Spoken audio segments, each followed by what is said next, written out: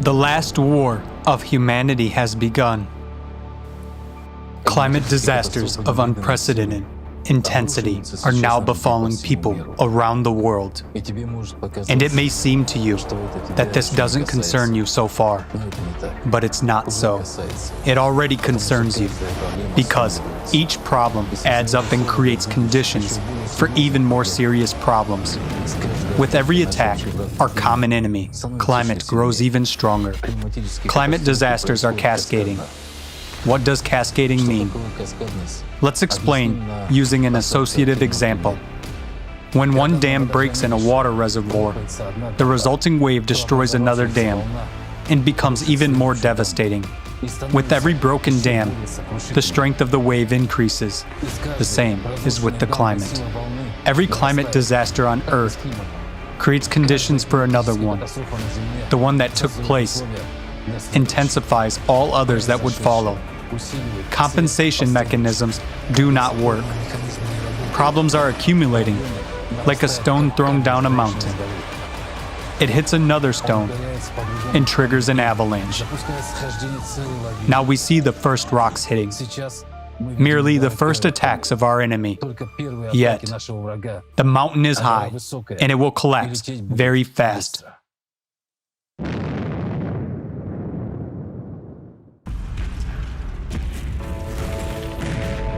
Philippines, December 2021. Wrapped up your present?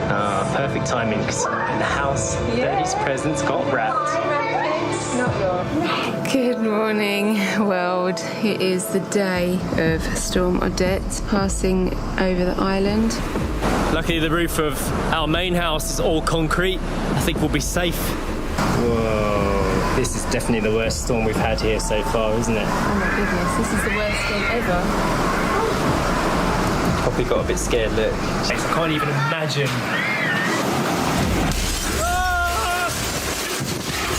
Holy shit!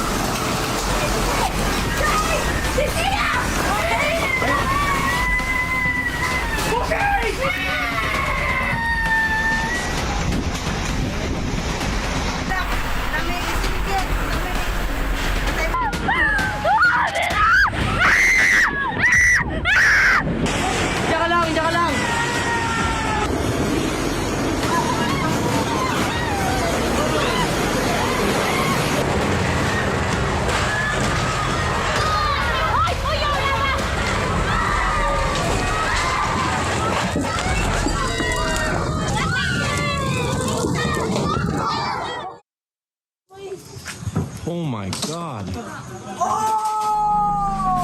Stay away from them, Tita Ha, I could fall. Oh, the rope is... It's all gone. The roof is all gone. Hey, we did rescue here. Nakalami sa rooftop. Ganyan pa mi 1 a.m. in the morning. Coast Guard, asa naman? Grabe makasog ang tubig. On December 16th, the enemy delivered a powerful blow on the Philippines with Super Typhoon Rai. The wind speed reached 255 kilometers per hour. With this merciless attack, the enemy deprived 500,000 people of their homes. What should they do? And where are they supposed to go? People who lost their homes sleep either in the open air or in caves, and this happens during the season of rains and strong winds. How long will they be able to endure until another natural disaster breaks out and claims even more lives? Who is responsible for these people? The typhoon hit the entire island. It was very dangerous and very serious.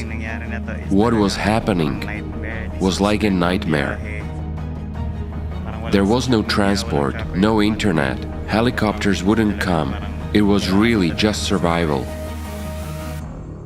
This typhoon is much scarier for us than a pandemic. No electricity, no communications.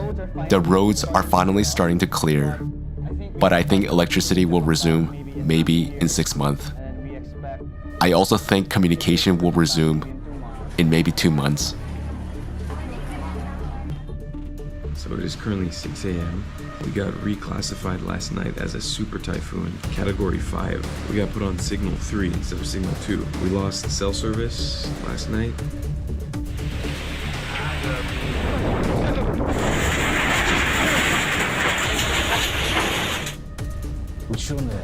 Scientists couldn't predict the hurricane's real power. They only warned of a typhoon of Category 2 to 3. But eventually, a deadly super typhoon of Category 5 hit people. It wreaked catastrophic havoc on 9 Philippine islands, taking the lives of local residents. Yet, no one was prepared for such a powerful attack. It may be compared to a situation when, during a war, people are told that hooligans with sticks are coming at them, when in reality, the enemy attacks with an entire military division in full outfit and destroys an entire city. Today, we are unable to predict such attacks by the enemy. This is not the incompetence of scientists, but the inability of modern science to predict what is happening to climate. Nowadays, no one knows the true causes of typhoons, and no one can predict their power. At the same time, there are slogans all over the world that the only cause of climate attacks is anthropogenic CO2 emissions. But this is a lie.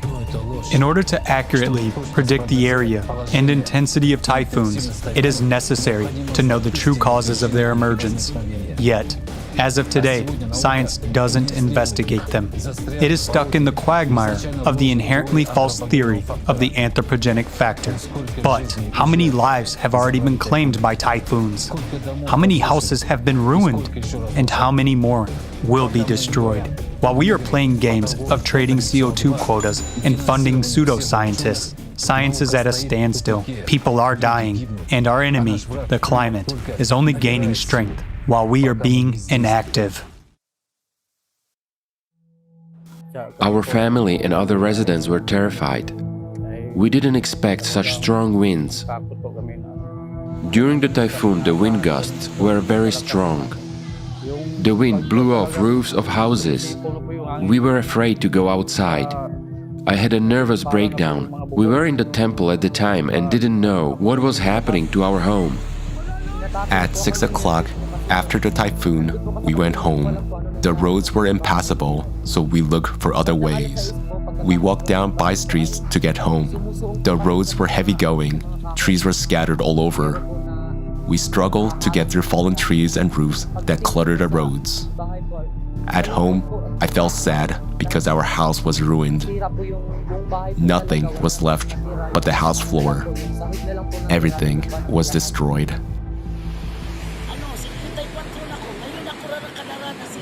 I thought my family and I would die because the wind and the rain were unbelievably strong and the sea waves were reaching the height of a 5-story building. Now we're so desperate for food, water, and medications. Even money won't help us because there's nothing to buy on the island, since everything is in ruins. Many of our fishing boats are badly damaged, and some people have tried to fix them to use for fishing. Now we only drink rainwater. So many people get sick and suffer from dehydration because seawater cannot be used for drinking. We plead with our government to help us as soon as possible.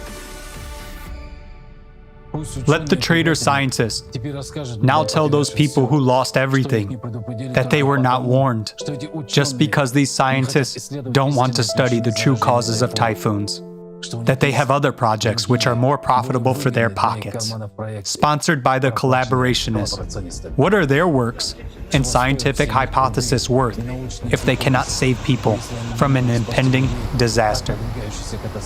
If they cannot warn of the force of a natural disaster in advance and develop emergency evacuation plans? Whom does such a science serve? Who needs all their chatter if people keep dying? And who will be responsible for their lives? For the lives of every child left under the rubble after the disaster. For the lives of all fathers and mothers the hurricane took away. How can those scientists and those authorities who did nothing to prevent each of the enemy's attacks still be at large today? As long as no one is accountable for what is happening, people will continue to die. And why is no one accountable? Because in the consumerist format of society, there is no concept of accountability, and human life is not valued. Therefore, science serves the wallets of collaborationists, not people. We must change that. We do want to live. We want those technologies to be developed, which we, people, need, and which will protect us from climate disasters. Only by uniting all of humanity's scientific potential can these technologies be developed. And this is only possible within the format of creative society, where the highest value is human life. Help the world know the truth about the real solution. Share this video. When a storm came over here, it was 12 o'clock, midnight. So can you imagine being here during the storm at midnight and then flash flood, darkness, no electricity? Like, you don't even see the water coming. Like, it races up, you have no preparation. It's terrible. I managed to save my daughters and my son, but the whole house is now destroyed. We took refuge in a neighbor's house, but later it was destroyed too. The typhoon cold-bloodedly took human lives, sparing neither children nor mothers nor elderly people. In the blink of an eye, it destroyed strategically important facilities, roads, bridges, hospitals, airports, communication lines, in order to reduce any chance of survival, both during and after the disaster. The water level was high and the bridges in Mahaba were destroyed. The Mamanwa tribe already lacks food. It's been 8 days. They've had no supplies yet. This area behind the bridge, because they don't want to drive the trucks. And their only source of food right now is bananas and coconut, of course. Huge problem with water. We have no money left. We are cooking cassava to survive. I can't think of anything else except help from people from the mainland. My house is destroyed, just like the homes of many islanders who lost not only their homes, but also their fishing boats. We ask the government to help us repair or rebuild our houses and fishing boats, because we have no food, no water, no medicines, and no money. So many lives have been wrecked by hurricanes and typhoons. Meanwhile, climatologists still do not know how these disasters originate and can't understand the cause and effect relationships. What is worse, they do not talk about that. If scientists at least honestly admitted that we have a lot of gaps and we must find ways to fill them, we would at least move forward somehow. However, it is not customary to talk about this in our consumerist society. Traitor scientists are afraid to jeopardize their status, and at the same time, they are not afraid to take the lives of millions of people through their lack of knowledge. Because the purpose of science nowadays is to serve the insatiability of society's consumerist format, rather than to serve people. Climatologists, astrophysicists, and geologists are all supposed to study hurricanes. But today, science is fragmented because it has different wallets. Everyone has their own wallet and their own interests. In the consumer society, no one cares for people. Our home is destroyed and washed into the sea. Even my clothes are gone.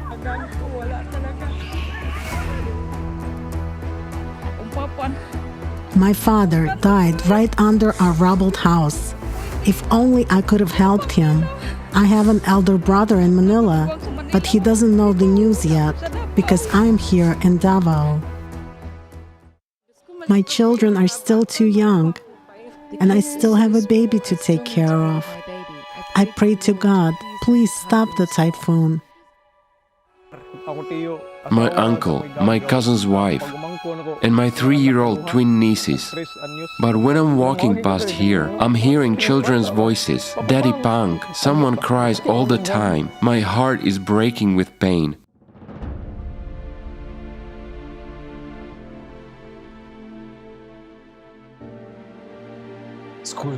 How many more people have to lose their children, their families, friends, their homes, and everything they have, for us to finally realize that there is a war going on, the last war of humanity, an undeclared war, and to realize that our enemy is stronger than we can even imagine. Today, we must forget all differences, form a united fist, and step forward as a united front against our common enemy. In this war, every resource and every person is important. All scientists must come together and begin to act as one. And already now, start developing the technologies that will help us withstand the avalanche of disasters. While ordinary people must help scientists unite, we can win this war only by building the creative format of society. The society where everyone serves humanity and society protects each and every human life before the enemy. On May 7th, 2022, the International Forum Global Crisis We Are People, We Want to Live, organized by volunteers from 180 countries with simultaneous interpreting into 100 languages, will be held on the Creative Society platform. The last war of humanity is already underway. Are you ready to protect human lives and our planet? Become a true hero. Inform everyone you can about this forum.